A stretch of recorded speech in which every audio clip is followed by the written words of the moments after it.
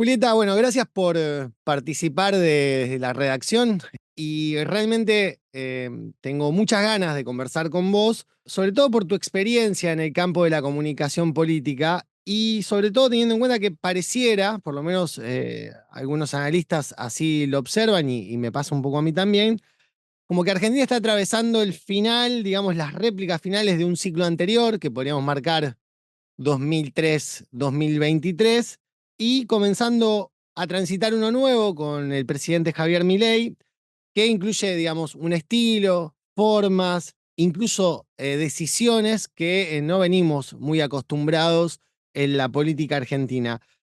Y un poco la pregunta que me surge como para arrancar a conversar es si la comunicación política, la forma de hacer campañas, de transitar, transita un periodo similar a este que yo te estaba describiendo recién, en donde lo viejo no termina de morir y lo nuevo no termina de nacer.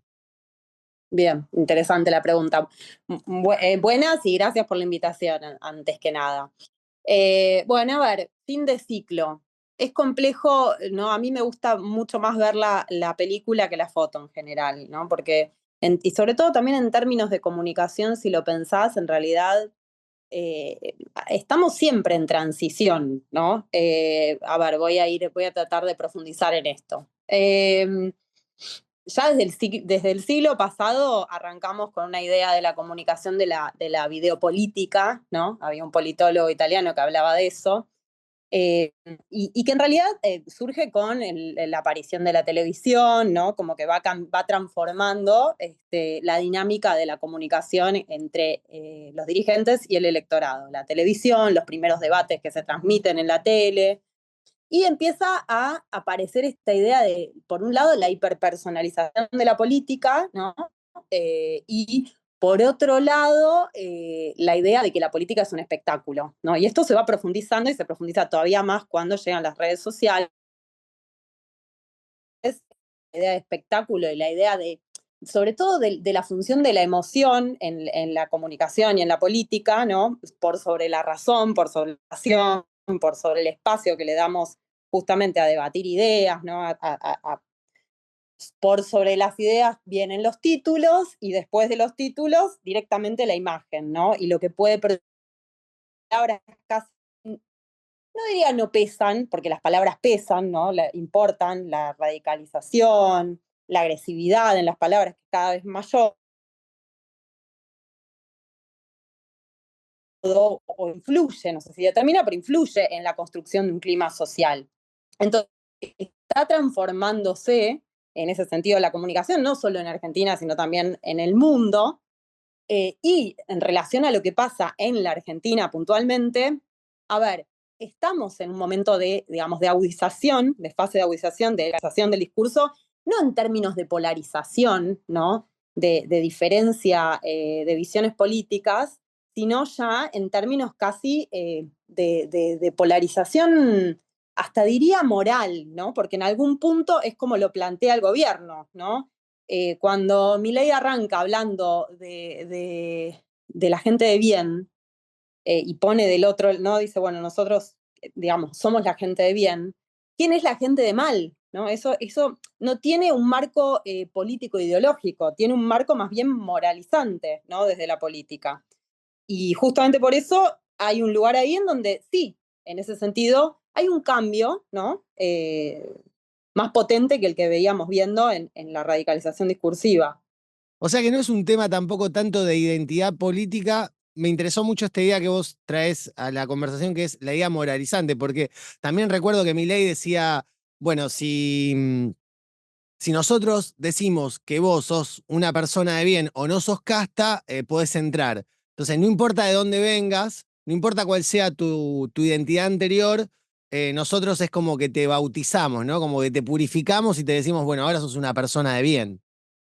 Claro, pero vos fíjate que por ahí, por ejemplo, ¿no? Y esto, eh, a mí me gusta usar la idea de significante vacío, ¿no? ¿En qué sentido la idea de significante vacío? Un significante vacío es una palabra de algún modo polisémica, ¿no? Que puede significar muchas cosas. Polisémica es eso, una palabra que puede significar muchas cosas, a la que le podemos atribuir distintos significados. Pero una idea de gente de bien, y vos fíjate, por ejemplo, lo que pasó, digamos, con el peronismo en el siglo pasado, ¿no? Cuando Perón hablaba de trabajador, y también pasa en otros gobiernos de derecha radical en el mundo, en Estados Unidos con Trump pasa también algo de esto que voy a decir. La idea de trabajo tenía un arraigo, cuando yo digo trabajador, vos te imaginás, ¿no? Un Una tipo de fábrica. trabajador. Exactamente. Pues nos podemos imaginar a alguien de Rappi, ¿no? Nos podemos imaginar, digo, por ahí cambió la escena del siglo pasado ahora, pero nos imaginamos algo concreto. Cambio, cuando decimos gente de bien, y por eso digo moralizante, ¿no? Es difícil saber qué significa gente de bien, ¿no? No tiene un sustrato o una correlación social con nada eso. Por eso ahí también funciona justamente esta idea de que yo te decía antes, digamos, de que si yo digo que vos sos, lo sos, te transformás en eso. Como que te Bueno, parás en ese lugar, digamos, de gatekeeper, ¿no? De que yo te dejo entrar o no al mundo del bien.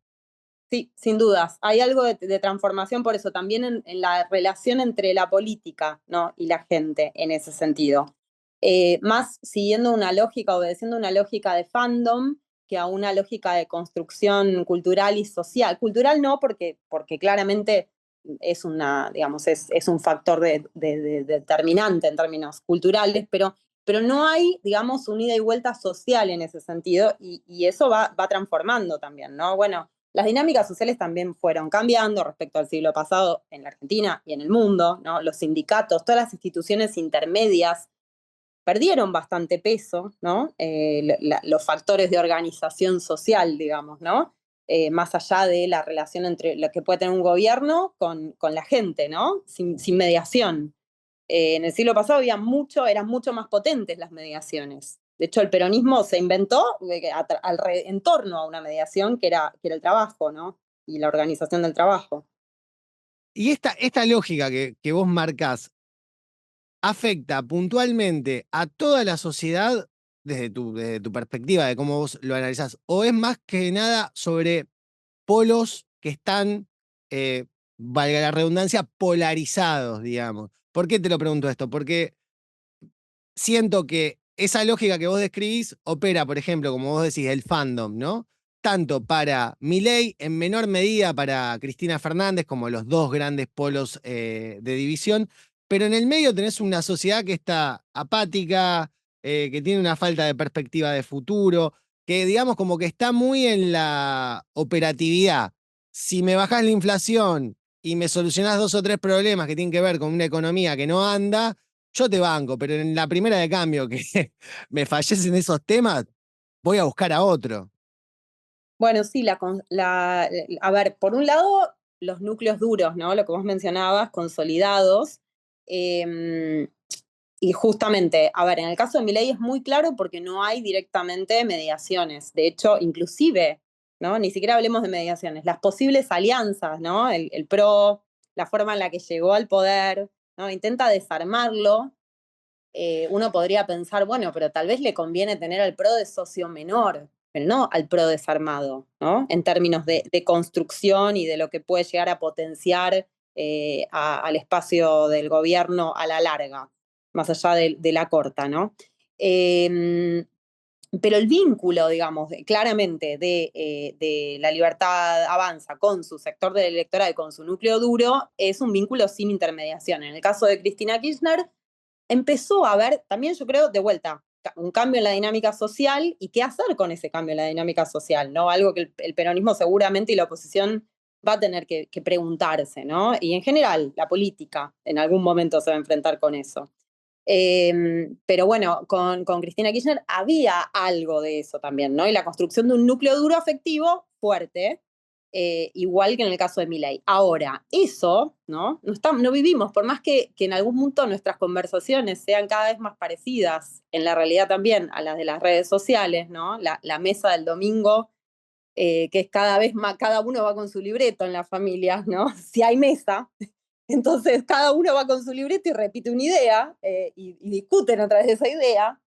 Eh, Sin embargo, digo, más allá de las burbujas, y que haya burbujas también, ¿no? Potencia tal vez, esta idea de la desafección por todo lo que va fuera de ese libreto, ¿no? Todo lo que va fuera de esos núcleos duros. Y déjame agregarte una sola cosa más, que es que una de las diferencias, digamos, de Cristina Kirchner en el sentido de la construcción del núcleo duro, con esta lógica que para mí es muy marcada de fandom de Milei, es que Cristina Kirchner, si bien el vínculo con las mediaciones, ¿no? Con los sindicatos y demás, no era el mismo vínculo, ¿no? Que tuvo Perón en el siglo pasado. Traigo a Perón porque es el ejemplo más claro de esto que estoy diciendo. Después el radicalismo tenía otro tipo de mediación más institucional, ¿no? O más de alianza, otra lógica. Y más territorial también. Pero esa dinámica, en el caso de Cristina, seguía de algún modo existiendo, tenía actores sociales, digamos, con los que se vinculaba. Era distinto la forma de vinculación, pero tenía, sí. Hay en dos ocasiones distintas ya en lo que vamos de charla, que son más o menos 10 minutos, dijiste discusión de ideas, sobre todo discusión de ideas dentro de la política. Y si bien era un tema que quería hablar más adelante, ya que está acá, ¿para qué evitar eso? Que es, ¿dónde se está dando hoy la discusión de ideas? Porque la sensación que tengo en particular es que esa discusión de ideas se está dando, por ejemplo, en streamings, no en todos, ¿no? Pero en los streaming más políticos, que no se está dando por políticos, sino que se está dando por personas que podríamos en algunos puntos decir que son o militantes, en otros puntos que son académicos, pero que no orbitan en la lógica de la discusión de poder que tiene la política, que básicamente es discutir cargos, negociaciones, rosquear, que es lo que hace la política y no es algo, digamos, negativo per se, como puede a veces tomarse esto. Quiero decir, la política está discutiendo ideas hacia adentro, ¿vos notás que está sucediendo eso o están como perro en cancha de bochas, ¿viste? Que no saben para qué lado correr, si se quieren morder la cola, si quieren ir a buscar un hueso. Y en eso me pareciera que Milei, digamos, es el gran ejecutor de ese caos y que en ese caos está cómodo. Bueno, a ver, creo que no es casual que en esta etapa de fragmentación, de falta de discusión, de imposición de ideas, ¿no? Aparezcan los streamings en donde, como decís, empiezan a aparecer ámbitos en donde por ahí se habla de un tema durante un periodo de tiempo, digamos, ¿no? Una hora, se puede hablar de un tema, cosa que por ahí en la tele ya no pasaba, ¿no? Es una dinámica nueva en ese sentido. Y a la vez también hay una multiplicidad, ¿no? De canales que por ahí con la tele no había, y eso también cambia la dinámica de la información, no solo por la atomización o no que pueda haber, sino porque al haber tanta oferta, también el debate público, ¿cuál es? ¿No? Porque el debate público sigue teniendo en el fondo una lógica similar, ¿no? Digo, sigue habiendo verticales en el debate público. Sí, puede ser, Julieta, también como que se atomiza tanto que nada termina siendo relevante. Exacto. Bueno, quería llegar a algo de eso, ¿no? Si uno mira, vos dijiste discusión de ideas, entonces yo quiero ir primero a los grandes trazos, ¿no? Que son los trazos del debate público, cómo entrar en ese debate público. Y si mirás, desde que llegó Milei a la escena, el debate público gira en torno a las ideas que pone Milei arriba de la mesa. ¿Por qué? Primero porque son novedosas, ¿no? Para lo que novedosas, no porque sean novedosas, sino porque la forma, sobre todo, de plantearlas, ¿no? Son novedosas. Y porque, digamos, obedece a dos cosas. Una esa y otra que es bastante obvia y ya está bastante dicha, pero es que del otro lado, en términos de oposición, todavía no hay, digamos, ahora sí, una discusión de ideas, ¿no? Pero discusión de ideas no solo en torno a qué sí, a qué no, sino a una visión propia, ¿no? Que se puede imponer sobre qué sí y qué no. Ya no alcanza solamente en términos afectivos sí alcanza, porque si uno mira la opinión pública va a ver que si uno pregunta, ¿no? ¿Quién lidera la oposición? Aparece Cristina Kirchner. Entonces, en términos afectivos, Cristina Kirchner evidentemente sigue siendo digamos, un lazo afectivo fuerte con la sociedad que de algún modo puede asegurar, o con una parte importante de la sociedad, que le pueda asegurar una parte importante de la sociedad que ahí hay algo, ¿no?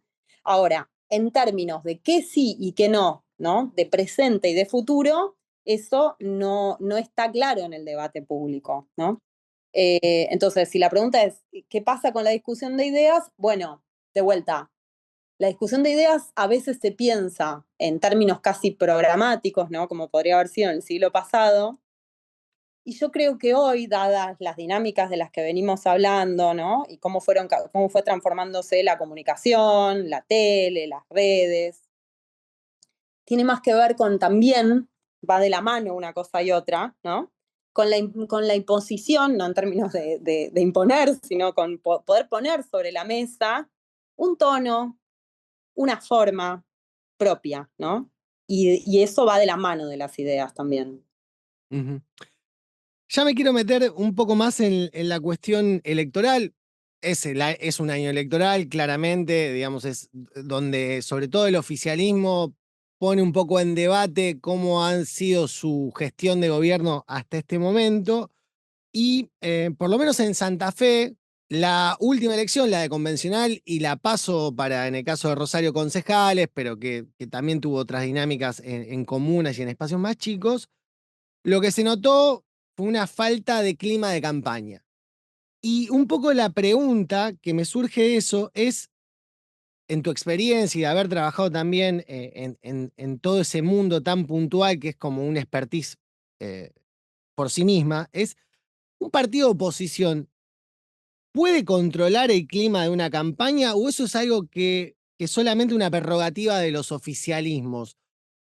No, yo creo que no es ni desde el oficialismo ni desde la oposición, sino más bien tiene que ver con un clima, ¿no? En la opinión pública, si uno ve los niveles de participación en el país, va a ver que eh, desde la vuelta de la democracia van descendiendo los niveles de participación, excepto algunos momentos, ¿no? 2019, por ejemplo, la elección nacional de 2019 despertó interés y subió el nivel de participación bastante.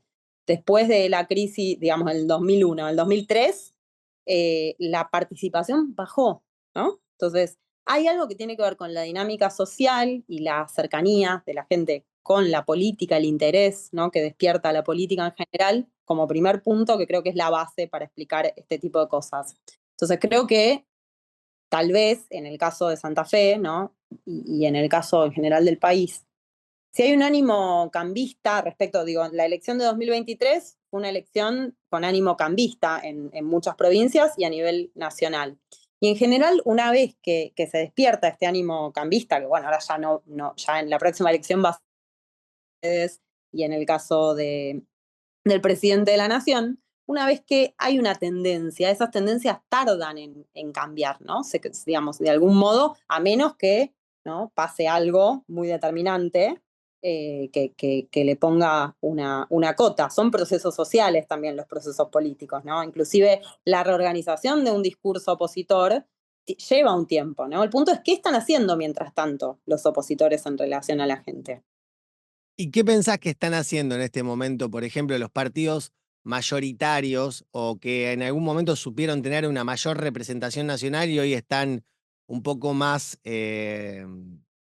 retraídos? Pienso en el peronismo, básicamente, pero también, si vos querés, en las divisiones que tiene distritales el radicalismo y cómo encima de esa lógica opera la Libertad Avanza, que me parece a mí tiene una estrategia bastante plástica en cada distrito, que es también una diferencia grande con como estábamos acostumbrados a asimilar, viste que nosotros asimilábamos como más lógico que haya una dirección nacional del peronismo que diga, bueno, si bien funciona un provincialismo acá, la estrategia es esta, y se seguía. Sí, y una lógica también política más, digamos, estable de algún modo, ¿no? No por estabilidad, pero que seguía una dinámica y una lógica. Y acá es como que, ojo, yo no diría que no tenga una dinámica o una lógica la forma de operar de la Libertad Avanza, pero creo que no soy politóloga, así que le voy a poner un nombre caprichoso, justamente porque soy periodista y no soy politóloga. Pero a ver, yo creo que tiene una dinámica de partido que es una dinámica con una lógica posmoderna, ¿no? Es como una especie de fenómeno, a ver, cuando arrancó el gobierno de Milei, pensábamos, primero se dijo, ¿no? Yo siempre, el apoyo incondicional que le ofrece Macri durante la campaña con ese nombre, después se empieza a decir que van a hacer una alianza, ¿no? Van a armar una coalición, después esa coalición no pasa, se pelean, vuelven, ¿no? Parecen los Pimpinela también, ¿no? En algún punto. Y no sabemos si finalmente van a romper o no. A Macri se lo ve sin demasiado rumbo en ese sentido. Y mientras tanto, lo que va haciendo la Libertad Avanza es negociando por abajo de las estructuras de los partidos, ¿no? Intentando negociar con gobernadores, intentando negociar con dirigentes, ¿no? Rompiendo por abajo. Entonces, eh, decía lógica postmoderna en el sentido de que no sabemos, en teoría, por dónde va a venir, ¿no? Hay algo ahí como medio de acertijo, pero también uno ya a esta altura podría decir, bueno, pero sí, sabemos por dónde va a venir. Parece querer tener la dirección, ¿no? Al principio no era tan claro, pero parece querer quedarse con todo en algún punto. Ujú. ¿Y ahí cuánto crees, intuís, pensás, por eso lo vamos a poner en esos términos, ¿no? El rol de Santiago Caputo y la lógica de comunicación política y estrategia política que lleva adelante. Porque a mí en particular me da la sensación que es una parte como la que vos acabás de nombrar, digamos, el posmodernismo para mí lo tiene, si vos querés, Caputo, ¿no? Pero hay una cuestión de esa de ir por abajo y negociar por abajo que la veo más al estilo tradicional. Y ahí lo veo a Lule Menem, por ejemplo, ¿no? Como un tipo que viene de la construcción de las provincias, ¿no? De La Rioja, en donde la construcción se hace de otra manera, por abajo, se teje, es todo más lento. ¿Cómo analizás ese rol de cada uno y el rol de Caputo?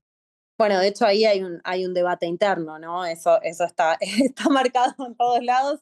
Hay un debate interno para ver qué es lo que predomina, ¿no? Si la gran narrativa en algún punto y un objetivo más macro, o si lo que domina es esto, es una lógica de construcción más territorial, en donde donde la libertad avanza empiece a tener una representación territorial de vuelta propia, ¿no?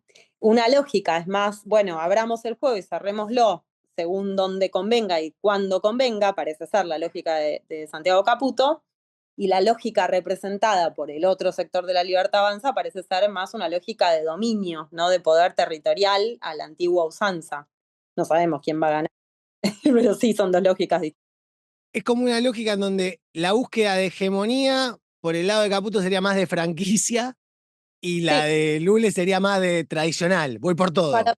para ponerlo de algún modo, creo que una es una hegemonía territorial y la otra es una hegemonía de marca, ¿no? Una Claro. hegemonía de eso, de marca.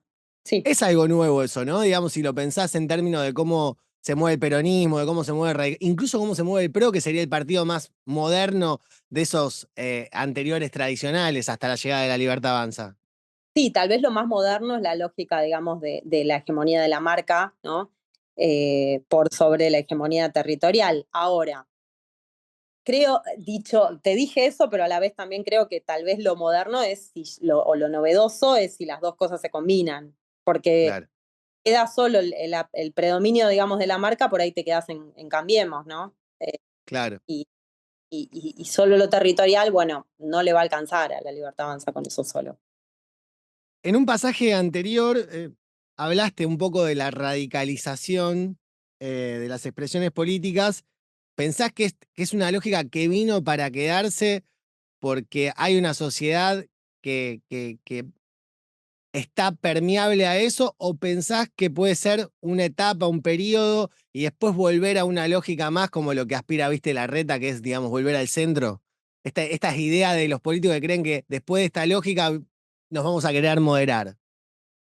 Mira, yo hace 2 años que vengo pensando si hay lugar para el centro en Argentina. Y lo vengo pensando no desde, porque en opciones de centro, digamos, se plantearon y hubo, ¿no? La Avenida del Medio, de diferentes formas hubo intentos de que eso pasara, eh, y, no, y no prosperó. Entonces, claramente la idea de centro, ¿no? No era por ahí. Y no era por ahí por varias razones, ¿no? Yo en ese momento, hace 2 años, decía, bueno, no hay un centro que se tome en serio a sí mismo, ¿no? En términos, digamos, la reta mismo teniendo una imagen positiva muy alta, lo que empezó a hacer fue un camino de posicionamiento constante y de zigzagueo cuando tuvo que subir a la escena nacional, ¿no? Entonces, de golpe, lo escuchábamos en algún momento, en 2022, por ahí antes de la elección, decir cosas como que prohibía el lenguaje inclusivo en las escuelas en la ciudad, ¿no? Entonces, una cosa que para la reta, que habla no sé, hablaba en ese momento antes, ¿no? De lo igualitario, ¿no? Con su tono, con su modo, de golpe no, era muy disonante una cosa con la otra. Entonces era un centro que no se tomaba en serio a sí mismo, ¿no? Un centro zigzagueante, que no era centro, que en realidad lo que estaba haciendo era ir detrás de la demanda en vez de construir oferta. No era genuino. Claro, exacto, no construía oferta, sí, que en algún punto Milei lo que hizo fue traer y poner sobre la mesa una construcción de oferta política, ¿no? Es, bueno, casi medicinal, ¿no? Vos tenés un problema, yo te voy a traer un remedio, no importa, no me preguntes cómo te lo voy a solucionar, es un remedio. El camino no importa, ¿no? Y entonces, y además, a ver, ¿por qué la avenida del medio y las soluciones del centro no tuvieron lugar, creo yo, antes de eso tampoco? Bueno, porque la forma y las propuestas y la visión que tenían en un país con un 40% de pobres, ¿no? Digo, inclusive en los mejores momentos, ¿no? Solían no meterse con los problemas estructurales, ¿no? Con los dolores, digamos, de los argentinos. Entonces, digamos, no. David Shore, que es una persona, un cientista de datos que trabaja con el Partido Demócrata en Estados Unidos, dice que, tiene una frase interesante que dice, no hay gente moderada, ¿no? No hay gente en el centro. En todo caso, la gente del centro, ¿no? Ese tercio ahí medio desideologizado, es gente que tiene más contradicciones que otra gente, ¿no? Entonces, no pasa por moderación o no. A veces es por tener ideas que no entran en el combo, digamos, de ninguno de los partidos, y más en este contexto tan polarizado. Entonces, ¿no? Abordar los dolores, entender, digamos, eso. O sea, esa pregunta de si hay algo, lugar para el centro, yo creo que después de este proceso, además, y con esto termino la idea, de este proceso en donde se radicaliza tanto el discurso hacia la derecha, ¿no? Y es tan agresivo el tono de la discusión, que bueno, tal vez pueda haber espacio para, de vuelta, no sé si la propuesta es un centro, porque acá hay peronismo, ¿no? En Argentina, y eso todavía existe y tiene una potencialidad fuerte en el electorado. Entonces, habrá que ver. ¿Cómo pensás que entonces se construye un candidato en este contexto? Digamos, tiene que ver con que sea una persona que sea genuina desde una idea completamente distinta a la que tenga Milei y animarse a eso que se animó en Milei, que es decir cosas aún sabiendo que podés tener una consecuencia negativa, que después tal vez no termina siendo negativa. A Milei le pasó eso, digamos, terminó siendo presidente. Bueno, tal vez una de las cosas que menos se destacan de Milei y que yo creo que es una de las cosas más importantes, digamos, en términos de análisis sobre por qué ganó, tiene que ver con esa idea de lo genuino, ¿no? Cuando uno preguntaba en las encuestas y en los grupos focales y en los cuantis también, eh, qué pensaban de Milei, se veía que todos decían está loco. Los votantes de Milei decían está loco, buenísimo, sí, claro, está loco, sí, obvio, mejor. Y los que estaban en contra decían está loco con preocupación, ¿no? Con miedo. Pero había un rasgo que era saliente y que era completamente diferente a lo que veníamos viendo, ¿no? Y a lo que estábamos acostumbrados, porque ¿quién diría que es bueno o que puede ser bueno que un presidente ocupe un rol institucional pueda estar loco, ¿no? En esos términos, digamos. Bueno, entonces ahí claramente hay una novedad. Apareció algo genuino, algo que era, digamos, de un rasgo de su personalidad que no era actuado, ¿no?